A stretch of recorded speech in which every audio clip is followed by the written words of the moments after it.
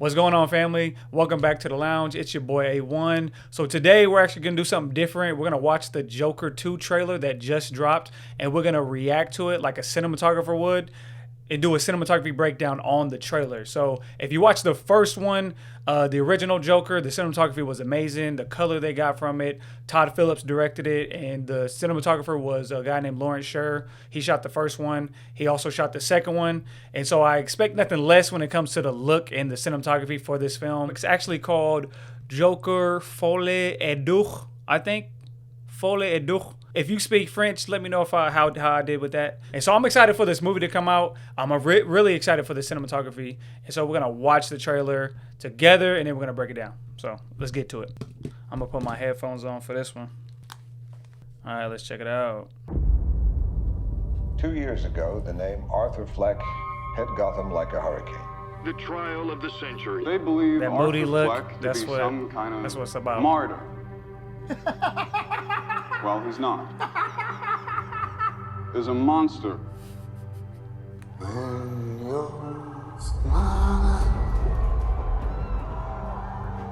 Cinematography's crazy already. When I first saw Joker, when I saw you, Yeah, that's tough. for once in my life, I didn't feel so alone anymore.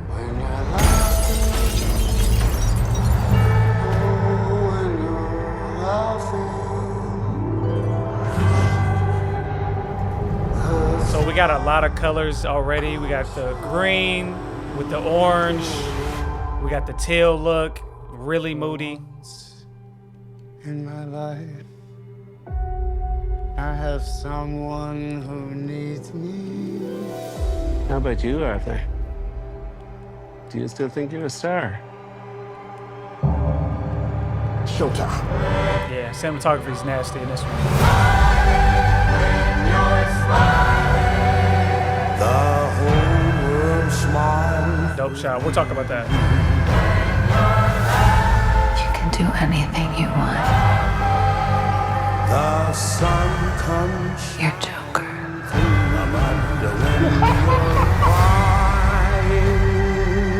Look around! Look at all these people! Bring on, I will no longer allow any of you so stop your sighing. to keep me down.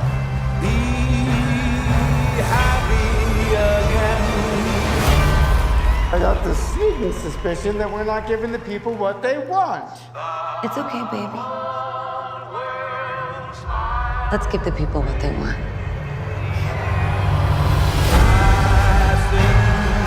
Okay, Lady Gaga.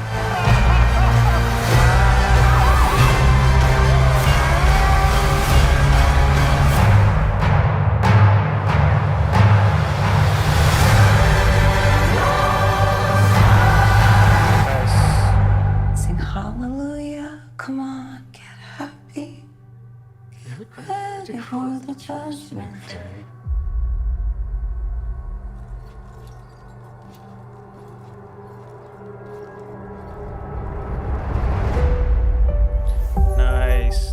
Nice. Definitely going on a date night with the wife for that one.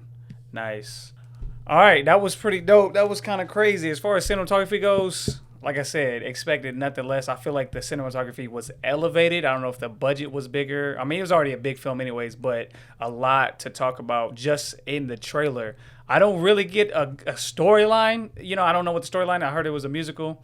But as far as the shots, the look of it, I mean, you get, you know, a lot of the same colors. You get that kind of like that teal orange look, some of that green. You get a lot of like moody, just darkness and shadows. That's my favorite type of cinematography. So it's like when I'm looking for like inspiration or if I'm like needing something in the background, I'll turn on Joker just because like I like the way it looks. And so number 2, Joker, Folie et Douce. I don't know. Sorry, I don't mean to butcher that. But Joker 2 is going to be the exact same way, probably elevated. So I'm excited to watch that. And that's just the first trailer. So what we will do, there's a few shots in here that I really liked.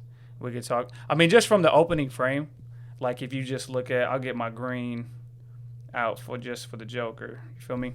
So So the first Joker was just known for kind of like this look. You got like teal, like kind of right here, and then you have like orange, like a teal orange look, and so you got that in the background too. Some of that contrast. So you got some of that teal, and you got some of that orange. A lot of that also is done in post. So like I believe Company 3 is who graded the first one. Company 3 does a lot of the color grading for a lot of Hollywood features.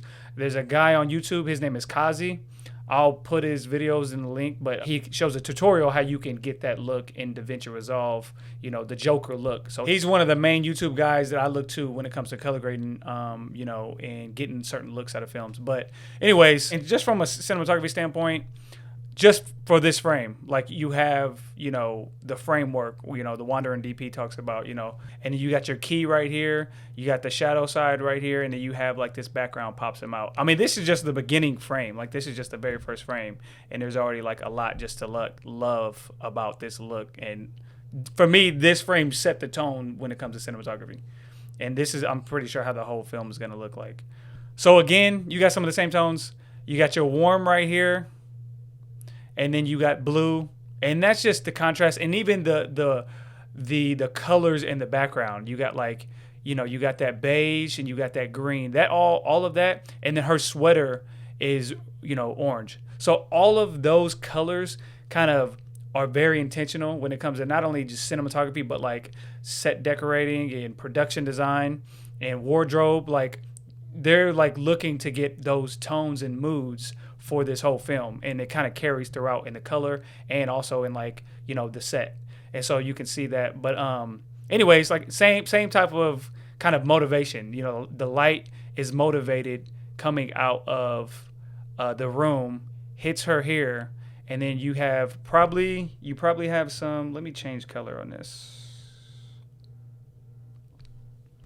So you probably have a bunch of neg right here, and then you have your light pushing out of this window. And then you have lights outside pushing in to kind of, you know, fill in that window and stuff like that. And so, and that also creates some like bounce off the floor. And so a simple shot like this, you know, is not that easy to pull off. But if you follow, you know, the right principles, and you know how to like, and you, like right even here is a nice edge light. If you can see right there, you know, there's a nice little edge light that pops her out of the background, and that's that motivating light that's coming from the window. When I'm watching a trailer, I'm watching a movie, I'm watching a show, I'm like, it's hard for me to actually like watch any type of thing with my wife or something like that, like, because I'm always breaking down like, okay, where is that light hidden, or what's the motivation over here? I'm always breaking down the cinematography.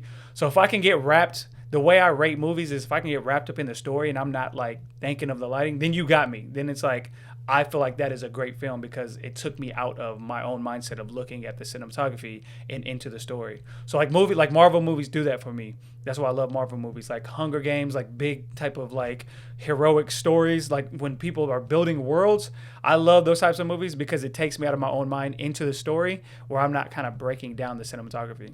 And that's kind of how I rate movies. But if we keep going, there's a frame that I wanted to talk about that was really nice. And again, same thing, like what we talked about. And so, prime example. So this right here is like, they're getting the same tones and the same colors throughout the whole film. So you have orange, you have that green, you have that teal, and those are the themes of like this film, in this, not only in the cinematography but in the production design, and everything is cohesive. And that's what makes it like a great film, when you can combine the cinematography with everything else and everybody's on the same page. It just has that look and feel. And also, like I said, a lot has to do also with the color grading in post and punching in those colors. But I just wanted to show this to see how like films kind of use some of that same color theme and theories like throughout the film. And Joker is a great example of that. So this shot also is just dope. I mean, obviously. And like, you know, I'm gonna just sound like a kind of a broken record here, but you got the same things going on. Got that teal right here, and then you got that orange, and then like literally this is like the color theme in one frame, and you just got them blended. And as far as cinematography goes, So this right here is a lamp. You know, I don't know what that is in the film. It might be like a projector. It looks like they were maybe watching a movie and like because you got seats right here. Maybe this is the hospital. But this is like a kind of a simple projector look. And so anytime you're shooting with the projector, this could you're making it seem like a projector. This might just be a light, to be honest with you, but they're making it feel like it's a movie projector. And then what you do to get these light rays coming out, you just haze the room. You get a hazer, you get a smoker, and then you just haze it up, and then that creates these light rays. So that's a trick that I've been using for years. Once I found out how to do it, and you can easily kind of recreate this shot, just with if you know what you're doing. So you have to have a point source light, so like a lamp, whether it's like a for example like an aperture 600D or a 300D, something that's like a point source and not like a panel that has a bunch of little lamps. So in order to get these light rays, you have to have like a single source light that's gonna just shoot, and then you can get light rays like this. And so and then what they did was just basically edged them. And on this side of the the frame, it looks like there's like a little light like right here, like up top. So that's probably like placed up top over here. And it's kind of like just kind of what that's doing. You can see in Lady Gaga's hair too. And her hair, it's a little lifted up. And so they didn't want to go super dark on this side. So if you just have one light right here and no other lights, then the shadow side is just going to be a silhouette. And so to lift that up, you maybe you bounce. What they probably do is they probably have maybe a huge, like source that like barely on that's just gonna top down him. And so that's what it looks like because she's top lit, and then his shoulders, that shadow's right here. The shoulders are lit, and so they probably got something up top, and they're probably like dimly lighting it so that you can even see it in her cheek. Look at her cheekbone. It's edged right here, and it's shadowed. So they have a light that's bringing the shadows up, and so that's how you accomplish that look. And you can do that if you're on a budget. You could do that with two lights, 1, 2, haze. That's it. I don't know where you're gonna get this fire from. You probably don't want to do that. Do it in post. But as far as getting these light rays and stuff, and then kind of lifting up the shadows, that's how you're gonna do that. But so far, I mean, bro, this cinematography is like crazy. And there's another. We can break down every single frame of this, of this. I won't do that, but I want to. Same here. So we'll talk about a little bit about motivation. So the light is over here, right? And you're emulating sunlight. That's what you're doing right here. This is like, oh, there's sunlight coming in the room. But really, there's a light coming here, hitting that wall. And then there's a separate light that's hitting the back of his hair. And so, but you're using the sun or the fake sun as motivation, as if the sun is lighting his hair up to light him up. And so that's how you all cinematography is really when it comes to like in films, you're faking something that looks natural. That's the trick to cinematography. And if you can do that really well, you can have a long career in cinematography. If you can make it look natural, but like light it how you want it.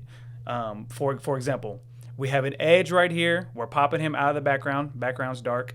And then here we just have a little, I don't know if it's a bounce, but this TV is the motivation. And I'm sure the TV isn't the only thing that's lighting him. They maybe have something up here. But edge, shadow, and then you have a little edge right here that's just lifting it up so we can kind of see his facial expressions, And this right here is just for like, oh, that looks great. Sun, now you're setting the scene, now you're setting the mood. And so, that's how they got that look. But like I said, every frame you can just kind of go down. This was dope right here. Yeah, that's crazy right there. That's crazy. Same type of thing with like just kind of the projector light, but you have one lamp right here, and this whole room is just hazed like no other. Like the whole room is just hazed up like crazy. And so that's how you're gonna create that ray. So if you want to do like something on a smaller budget, like a short film or something, like you can tell like right here, like you can see the haze. I'll show you. Like see that right there, like that smoke that kind of give it away right here. But in every feature, almost every commercial, even if you don't notice it, there's gonna be haze in the room like most of the time. This is a lot of haze because you're just kind of blowing it out, you know, with the light. And so what they probably did was like had the light and then they just opened up the door and that creates this cool effect, which was really dope. Same for this shot. A lot of, you know, single source lighting, single source.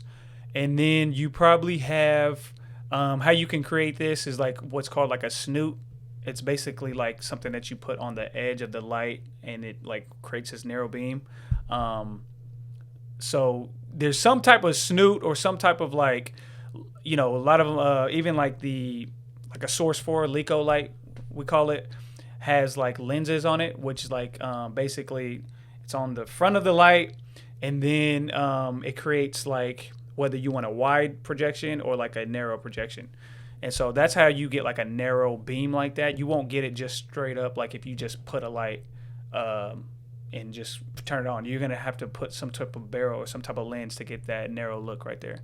And again, you just shut the lights down. You use a single source and then you haze it up and you're gonna get this beam. So you're not gonna get a beam like this if there's no haze. You're just gonna get like a light, like maybe some flares. So that's how you're gonna get this light right here. And you know, edged, shadow, we're always shooting shadow side. And that's how you're gonna make something look like really moody and really cinematic, is shooting shadow side every single time. Yeah, the cinematographer was in his bag on this one. And then I wanted to talk about this. When I seen it, I wanted to talk about this one for sure. This is really dope because what we call these are just practicals. So practicals, if you don't know what practicals are, they're basically lights in a scene, in a shot, in a frame that you're gonna make look like they're a part of the frame. And so these are practicals. They look really cool.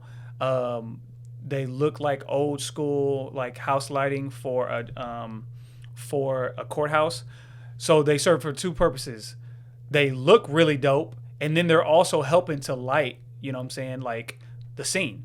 And so it's not, but they're dimly lit, you know, and this frame is probably like, the colorist is probably like, you know, shading, you know, kind of add in some like a vignette over here to make it look darker. This is a great use of practicals to help light a scene. So because it accomplishes two things. Like I said, it looks dope, but it also helps to light the rest of the whole set. Because when you have a wide, you know, shot like this, you're not going to be able to light everyone with just the lights that are coming in the window. And so again, this is not natural lighting. We have a bunch of lamps, a bunch of lights outside pushing through these windows this way. And then you see the haze right here. We have like a little bit of ray. We're not doing too much because the windows are so wide. But you have probably 1, 2, 3, 4 lamps out there pushing through each window, because look how much these people are lit back here. You know, they're lit pretty good. And so that's how they're lighting that, because no sun in the world is like that big to come into like 4 or 5 different windows that bright and to make like a light ray. You're using a bunch of lamps. And so this is a wide shot, and that's kind of how you accomplish wide shots. It's not going to be perfect. So like if you look at Arthur, who is the Joker, he's not lit perfectly. So if you watch any commercial, any movie, the wide shot is just like, okay, let's get a good wide, light it. You know, it's not going to look perfect. But when you go in for the close-up, that's when you're going to finesse it. That's when you're going to add lights closer and get the shape and get the lighting that you want. But the wide shot doesn't have to be perfect, because I don't know if there's a shot in the next frame that's a close-up, but I guarantee you it's going to be lit differently than it is now. Let's just check real quick. Yeah, see, they're just showing. Oh, here it is, right here. So yeah, so if you look at this frame, he was really kind of dark on the wide, coming for the close-up, Now we're lit right here. You can see he's top lit, and it's not the same color as this orange stuff. So we have another light that was placed up top. We probably have some bounce over here. We're not gonna light him because it'll look weird, but we're gonna bounce something. And what we're gonna do is we're gonna probably put a bounce here, and then you're gonna catch that light that's coming in from the windows, and we're lifting up the Joker here. That's what they probably did for this. I'm not sure. I don't see, the behind the scenes isn't out yet, but that's what I would do to kind of lift them up. And it's probably like a huge bounce, and then you can control it by like how far and how close you want to put it. You can control how bright, you want that bounce. But again, like I said, once you move in, you're going to clean it up, is what like a director or a DP would call it. So you have a nice edge right here. You have like some overhead lighting to kind of, pop him out and edge him and just kind of, get that top lighting. And you can see like a nice little edge from here, right there. And when I mean edge, it's like that nice little glimmer of light that's going to pop you out. And then you probably have that bounce that's going to lift up the shadows. Because you don't want to, especially in feature films, you don't want to make it look too different than the wide. But that's what you're going to do when you punch in and get close-ups. And then that's how I would do. So it's like you light the wide first, and then once you're done with the wides, you go in for the close-ups, and then you finesse the lighting and clean it up. And I think that's it, man. As far as like just the cinematography goes, this is a set right here. You can tell like they're in a closed area, and this is all like studio lighting. This is not outside. They want it to look like it's outside, but this is definitely a set.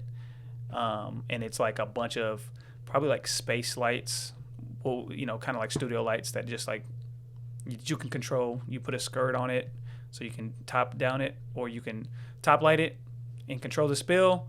But this looks like a set that's lit by like a bunch of lights. And then, yeah. But not too much, because you still want to keep that moody look. But you can tell like the lighting is coming from the top. You can look at the shadows right here. And this is a homage to the first one. So the Joker, the classic scene of him dancing down the stairs, now it's him and Harley Quinn. And as far as the storyline, it looked like, I don't know, like what's fantasy and what's real, maybe half and half, or maybe it's like, it's so crazy and bizarre that, the director wants to leave it up to the audience to figure it out. But I'm excited to watch it for sure. So my wife and I, we tried to get like a date night for movies that we really, really like. And this is probably going to be one of them for sure. And I think, man, honestly, that's it. When it comes down to this, that was all the cool. If you just even break this down, this is what we do all the time in the Cinematography Lounge. This is like straight up just kind of interview lighting, just you have your key, in the window is going to be the motivation for the light. So you have a light punching in here, and you're shooting shadow side. You're not doing any edge. You're just letting it fall out, but you're bringing up the background so that he can be popped out. So you're either going to do an edge light to help him pop out, the background, or you're just going to like leave it black, which I prefer. Like I like to shoot that a lot. And then you're just going to put a light in the background that's going to separate the talent, separate the subject from the background. And that's just like a really moody, nice look.